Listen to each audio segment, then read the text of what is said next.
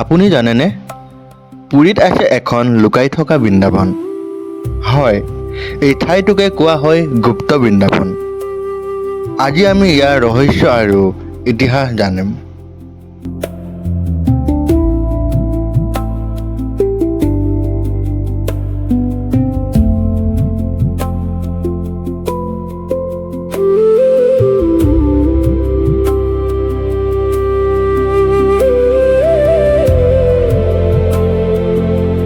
নমস্কাৰ বন্ধুসকল, মই আজি আহিছোঁ পবিত্ৰ ধাম জগন্নাথ টেম্পলৰ নগৰী পুৰীত, য'ত কেৱল জগন্নাথ দৰ্শনেই নহয়, আছে বহু আধ্যাত্মিক ৰহস্য।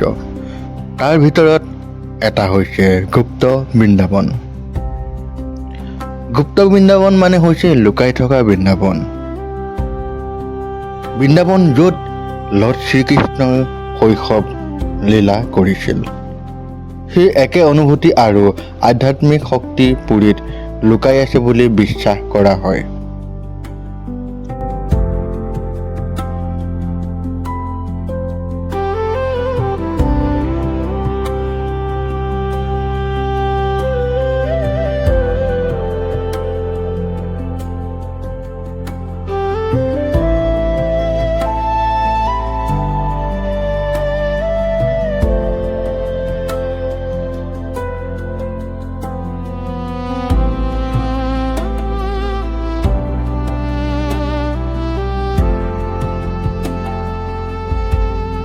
এই ধাৰণাটো বেছি প্ৰচলিত হয় চৈতন্য মহাপ্ৰভুৰ সময়ত। তেওঁ পুৰীত আহি কৃষ্ণ ভক্তিত সম্পূৰ্ণভাৱে নিমগ্ন হৈছিল। তেওঁৰ অনুভৱ আছিল পুৰী আৰু বৃন্দাবন একেই আধ্যাত্মিক স্থান।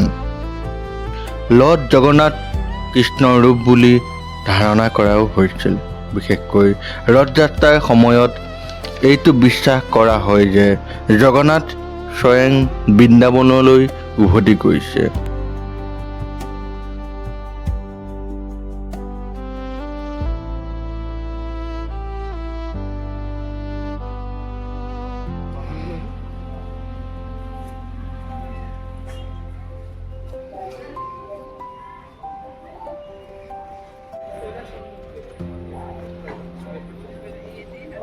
আজি আমি আহিছোঁ এটা অলপ লুকাই থকা কিন্তু অতি পবিত্ৰ ঠাই, ওমকাৰেশ্বৰ মন্দিৰ।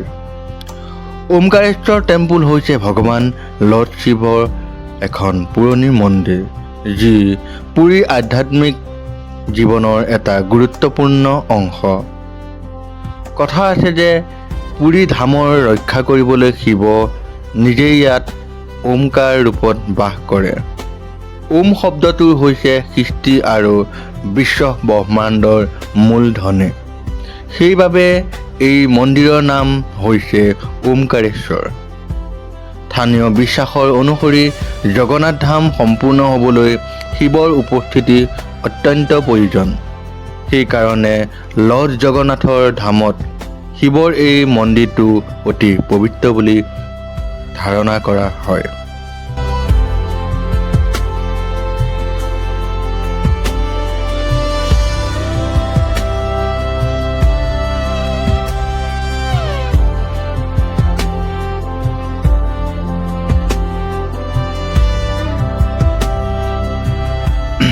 ভক্তসকলে কয়, জগন্নাথ দৰ্শনৰ আগত বা পাছত যদি আপোনালোকে ইয়াত আহি প্ৰণাম কৰে, তেতিয়া আপোনাৰ যাত্ৰা সম্পূৰ্ণ হ'ব।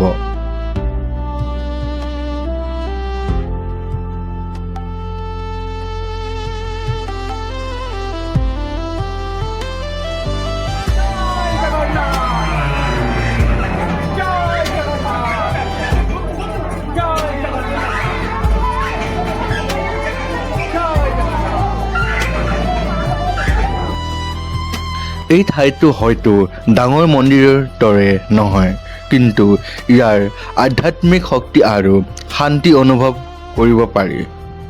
মন্দিৰৰ ভিতৰত সোমালে এক শান্ত পবিত্ৰ পৰিৱেশ অনুভৱ হয়, যেন শিৱই নিজেই ইয়াত উপস্থিত আছে।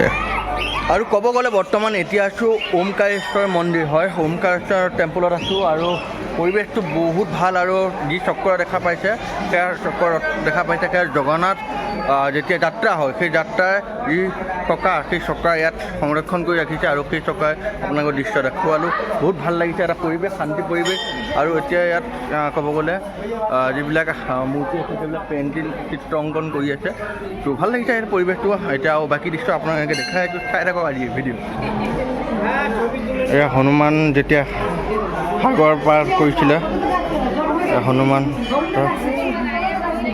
জয় হনুমান হনুমান দেৱতা আছে দেখা পাইছে জয় হনুমান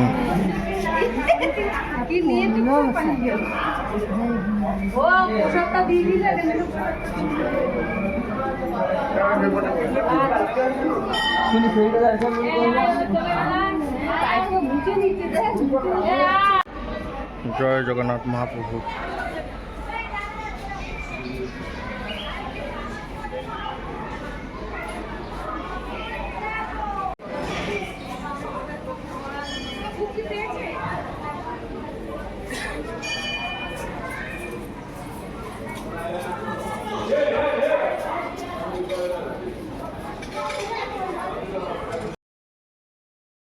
ভিডিঅ'টো ভাল লাগিলে লাইক শ্বেয়াৰ আৰু ছাবস্ক্ৰাইব কৰিব নাপাহৰিব এনেধৰণৰ আৰু ভিডিঅ' চাবৰ বাবে আপোনালোকে চেনেলটো ছাবস্ক্ৰাইব কৰিবলৈ নাপাহৰিব কষ্ট মোৰ কৃপা ভগৱানৰ মৰম আপোনালোকৰ